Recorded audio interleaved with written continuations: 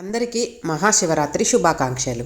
మేమైతే ఆ శివయ్య ఆశీస్సుల కోసం ప్రతి సంవత్సరం అభిషేకం చేయించుకుంటాం. అభిషేకానికి కావాల్సినవి ఇలా అన్నీ ప్రిపేర్ చేసి పెట్టుకున్నాం. ఈ రోజు అయితే ఎర్లీ మార్నింగ్ 3 o'clockకే లేచి క్లీనింగ్ వర్క్స్ చేసేసుకొని ఇంట్లో పూజ కూడా కంప్లీట్ చేసేసుకున్నాం. అయితే 4:30 వరకు ఇంట్లో నుంచి బయలుదేరినాం టెంపుల్కి.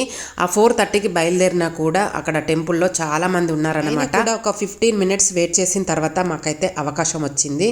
ప్రశాంతంగా ఫస్ట్ అయితే గణపతి పూజ చేసుకున్నాము. నెక్స్ట్ వచ్చేసి ఇక గర్భగుడిలో వెళ్ళి ఇలా అభిషేకం అయితే చేయించుకున్నామండి. చాలా హ్యాపీగా అనిపించింది. ఇది స్వీట్ మూడ్లో పెట్టిన కాబట్టి మీకు అలా అనిపిస్తుంది, కానీ మాకైతే ఒక 20 నిమిషాలు అయితే అభిషేకం జరిగిందనమాట. ఆ పూజారులు కూడా చాలా బాగా చేసిర్రు. మాకైతే చాలా చాలా హ్యాపీగా అనిపించింది.